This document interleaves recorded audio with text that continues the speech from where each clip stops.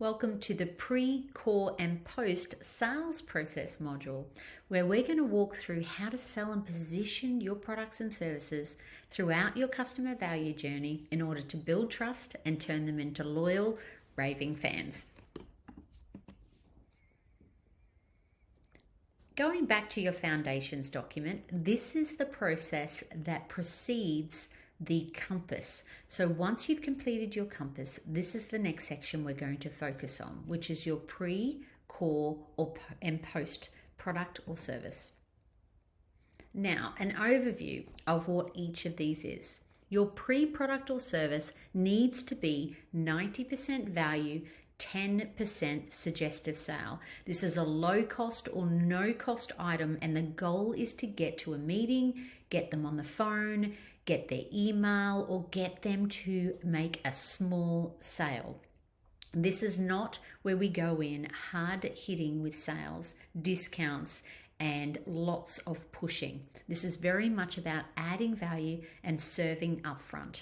Your core product or service needs to be 50% value, 50% suggestive sale. They've already experienced the value from you from the pre-product, so you can now afford to talk to them more about the different services and products that they could purchase from you. The goal here is to provide exceptional service so that you can easily upsell them through the core upsell extend process.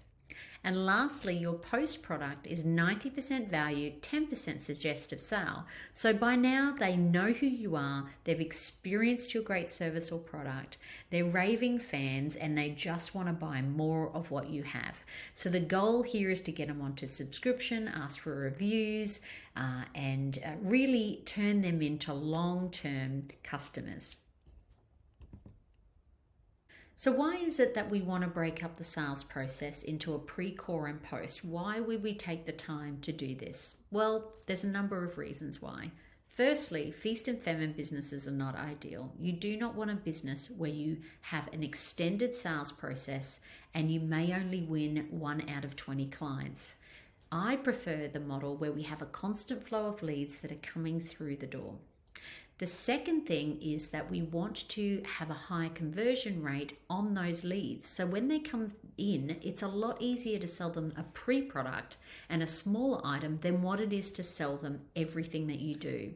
It's much easier to get a yes for a low or no ticket item than what it is to get a yes for something that is a much bigger decision for them. So let's help break down those barriers with that pre-product and easily overcome their objections so that we can get them into the sales process and experiencing our business or service as soon as possible. Now let's break these down. The pre is all about serving to sell. I can't stand the slimy salesperson on the left. And we've all been in that situation where someone tried to sell us something too soon and you get that icky feeling down your back. We want to avoid this like the plague. So when your customers or clients become aware of what you do, we're going to only ask them to do one thing, and we're going to make it really super easy for them to say yes. Now, this is based on what we often refer to as dating, sex, marriage. You do not go in and ask for sex on the first date. You may get a yes every now and again, but that's the feminine model. How do we create a model where you go in and on the first date, you ask from a drink, you go to dinner, and then you move through that process. So really, this is about the first date in the process of how do we get to marrying our customers. So the pre-checklist is that we want to serve to sell. This is all about serving people. They shouldn't feel at any point that they're being sold to. Remember, this is 10% suggestive sale. The rest is all about adding value to them. If there is a fee involved, we're not aiming to be profitable on our pre-sale. The point is for us to break even on that sale so that we can get them to our core business. Now, most people are just going out there and selling their core. So this really is a pre to the core. It should also address all their key pain points, and you want to take the sale off the table. And I'll give you an idea of how to do that a little later. if you're trying to figure out what it is that your pre-product is, or you think you don't have one, a really great place to look is in your current core product.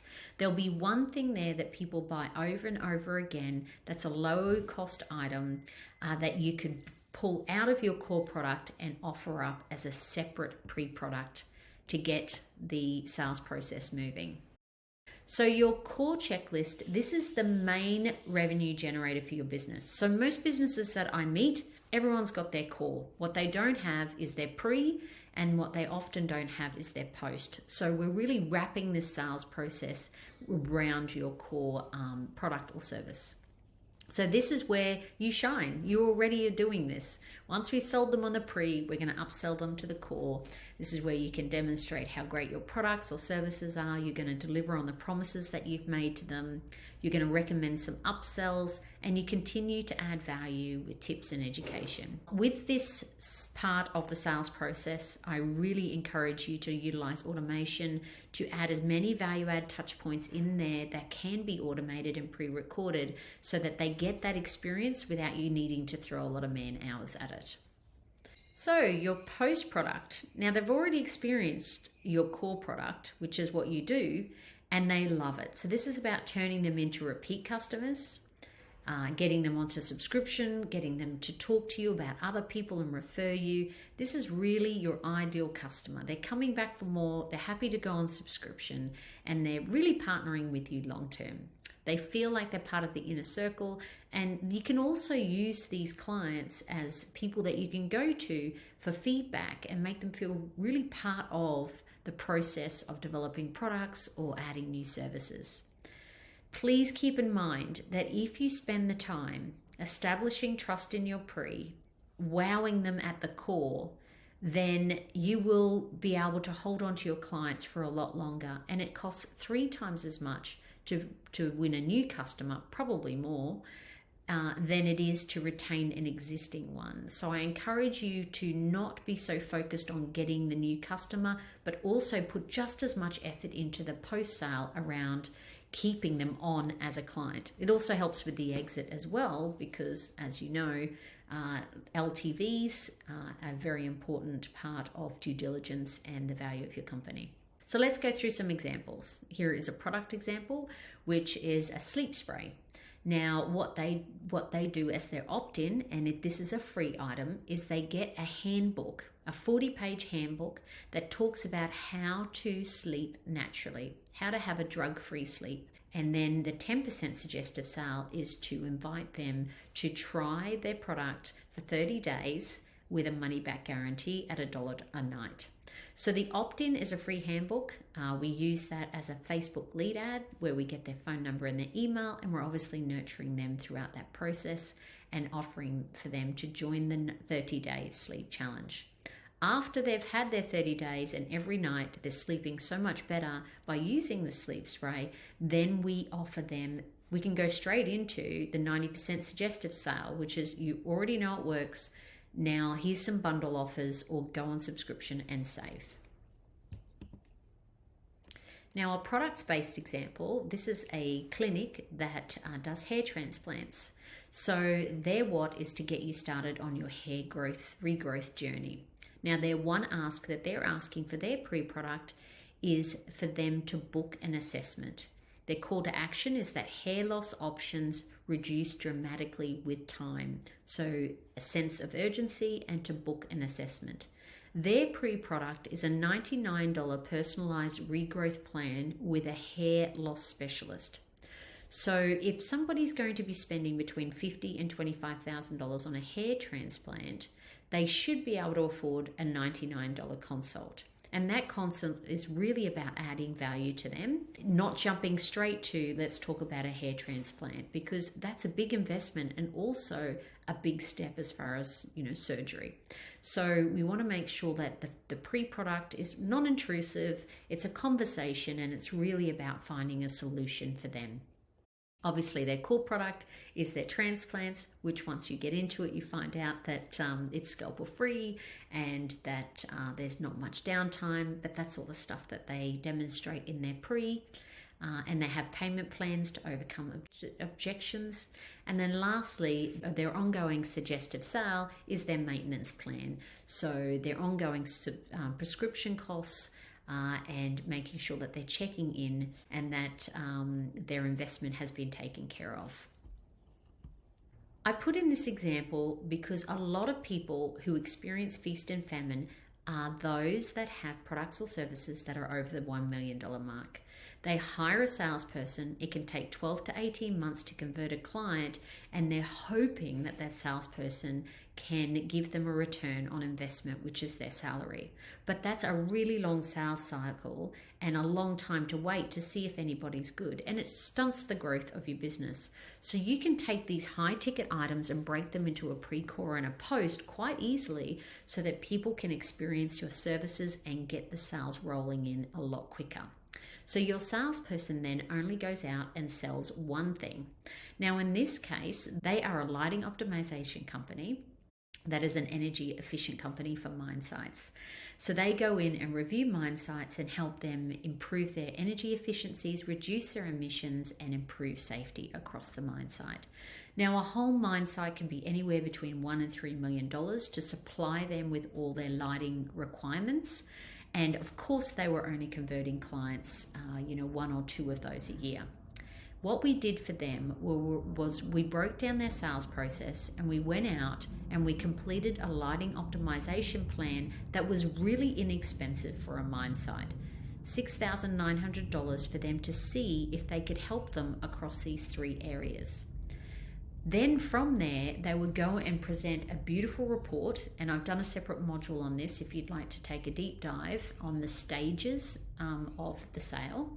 But they go in and they provide this report that looks like a $30,000 or $40,000 report. Obviously, it's a template that they populate, but they go in and they present it with their core findings. And it turns out that they can save them by 20%, say, in the energy efficiencies. They can reduce their emissions by 12%, and they can improve three core areas that are high risk for safety concerns that they've identified through the lighting optimization plan. Now, instead of going in again and saying, okay, let's have $1 million for the whole of the mine site, that's like going from a date to a marriage proposal. We still need to move in together. So the next part is to break that core offering up into smaller pieces. So in this case, they say, I have identified it inside the mine site that one area in particular is quite urgent from a safety, and also one of the areas that we can get the most savings. So we'd like to focus on, say, your wash plant, and do that as one part of the mine site as a pilot to show you what's possible. That part is going to cost $100,000 to $200,000, and then you get your go ahead for that. What's really wonderful about this process is once you've gone through that and established that you're really good at what you do at the core, getting the whole mine site becomes a lot easier. And from a sales point of view, we have one salesperson who's running around selling $6,900 items. I don't need to wait a year to see if that salesperson is any good and has the network that he says he is, because he's only got to sell a $7,000 product. So other tips is to use your pre-core and post to really drive your sales outcomes. Most people set sales targets as just their core product. I would like to see you create targets around your pre and your post also. A great book around this is called Predictable Revenue. It's dry, but it's really great. So for example, if you are trying to win 70 clients this year, then I want you to think about how many pre-products do we need to sell in order to get to 70, and then how many post we can get those clients onto. And once you start testing your pre, core, and post products, you'll see really quickly what your numbers are. You can refine the sales process of the pre to really get good at converting as many pre's as possible, and then get great at getting them from the pre to the core, which is your 70. And perhaps then that could go from 100 to 90 to 70 as far as your pre-core post. So really playing around with these numbers and setting those targets is a critical part of your growth strategy. Now, where do these sit inside your CVJ, which is the next exercise that you'll be working on? So the pre falls at the convert stage. The core with their upsells and cross sells sit inside the extend, and then the post sits inside the advocate stage. So the next step is for us to go through and figure out what is the journey to get them to opt in, from the funnel to becoming aware about what you do, to engage them in what's possible, to get them to opt in, to buy your pre or to opt into your pre, to excite them about what's possible for their business, to experience your core, to become raving fans and go on subscription and tell everyone about you. So this is where your pre, core and post sit inside your CVJ. So now we're starting to flesh out what that looks like. So next steps, get onto that CVJ and let's map that out, remembering that each customer avatar has a separate CVJ. If you are a B2B business, I encourage you to look at the stages module, which talks about how you present this pre, core and post to potential clients as part of your sales process. And of course, if you need help with establishing what your pre, core and post should be, please book a mentoring session and we can work that out for you. Look forward to seeing where you get to with your pre, core and post, and start breaking up your sales in order to go from feast and famine to a constant, steady flow of predictable leads that you can easily convert.